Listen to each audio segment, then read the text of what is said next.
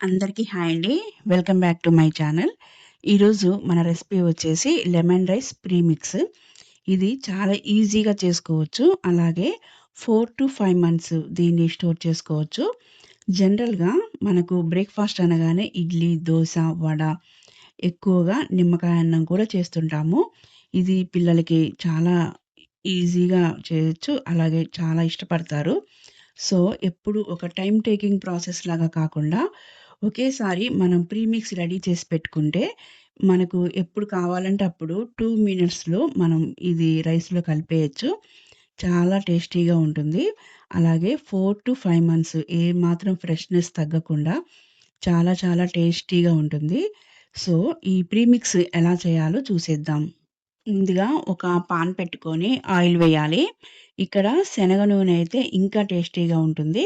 So, 4-5 table spoon oil వేసి వేడి చేసుకోవాలి.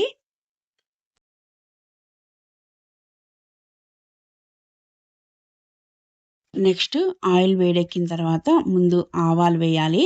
ఇవి స్మాల్ సైజ్ అయితే 2 టేబుల్ స్పూన్స్, అలాగే బిగ్ సైజ్ అయితే 1 టేబుల్ స్పూన్ సరిపోతుంది. ఇవి చిటపటలాడిన తర్వాత 2 టేబుల్ స్పూన్ పచ్చి శనగపప్పు వేయాలి. నెక్స్ట్ 1 టేబుల్ స్పూన్ జీలకర్ర వేయాలి.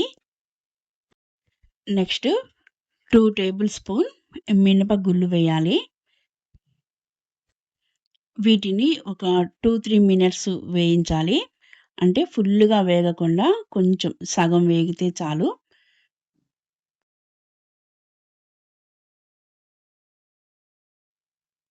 నెక్స్ట్ ఒక కప్పు పల్లీలు వేయాలి.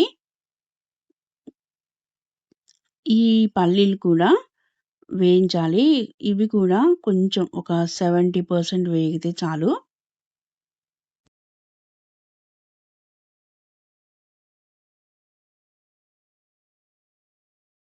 ఇప్పుడు ఇందులోకి 2 ఇంచులు ఉన్న అల్లం తీసుకొని చాలా సన్నగా కట్ చేసి వేయాలి.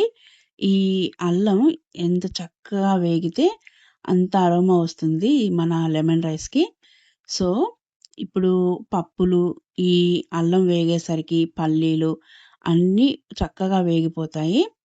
నెక్స్ట్ 4 పచ్చిమిర్చి తీసుకొని నిలువుగా చీల్చి వేయాలి. వీటిలోకి ఇన్ లెమన్ కూడా వెళ్ళి ఈ పచ్చిమిర్చి చాలా టేస్ట్ వస్తుంది. సో, పచ్చిమిర్చి వేయడం అస్సలు మిస్ అవ్వద్దు. ఇప్పుడు ఈ పచ్చిమిర్చి చక్కగా వేగాక, లేకపోతే ముందైనా సరే కరివేపాకు వేయాలి. అలాగే 4 ఎండుమిర్చి కూడా వేయాలి. ఇవి ఒక 2 మినిట్స్‌లో వేగిపోతాయి. పచ్చిమిర్చి చక్కగా వేగాక ఇంకా స్టవ్ ఆఫ్ చేసేయాలి. ఇదంతా చల్లారక ముందే 1 స్పూన్ ఇంగువ వేయాలి. నెక్స్ట్ సరిపడా సాల్ట్ వేయాలి. ఈ సాల్ట్ ఒకసారి మనం రైస్ కలిపినప్పుడు కూడా చెక్ చేసుకొని కలుపుకోవచ్చు. నెక్స్ట్ కొంచెం ఒక పావు స్పూను పసుపు వేసుకోవాలి. ఇవన్నీ వేడి మీదే మనం కలిపితే చాలా టేస్ట్ వస్తుంది. అలాగే పసుపు కూడా పచ్చివాసన పోతుంది. నెక్స్ట్ ఇదంతా పూర్తిగా చల్లారపెట్టేయాలి. నెక్స్ట్ ఇందులోకి ఒక కప్పు నిమ్మరసం వేయాలి. అంటే ఇక్కడ పల్లీలు గానీ, నిమ్మరసం గానీ, ఆయిల్ గానీ సేమ్ క్వాంటిటీలో ఉండాలి. మిగతావి అడ్జస్ట్ చేసేసుకోవచ్చు. అంతే అండి. ఇవి మొత్తం చక్కగా కలిసేలాగా ఒక స్పూన్‌తో కలిపేయాలి.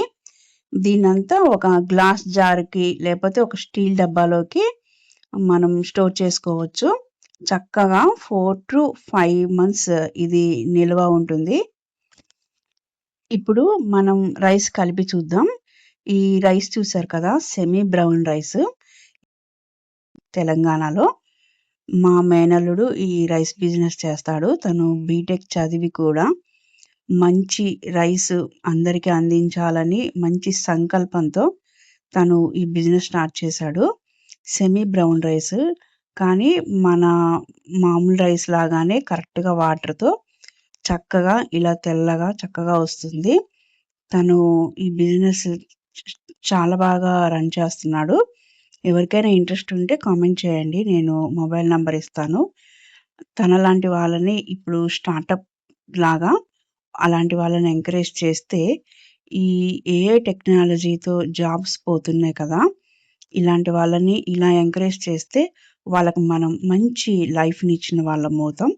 సో, ఈ రైస్ నాకు తను 2, 3 ఇయర్స్ నుంచి తను నాకు వేస్తున్నాడు. చాలా బాగా మాట్లాడతాడు. నెక్స్ట్ మంచి రెస్పాన్స్ ఇస్తాడు. అలాగే తక్కువ ప్రైస్‌తో మంచి ప్యాకింగ్‌తో మనకి వస్తుంది.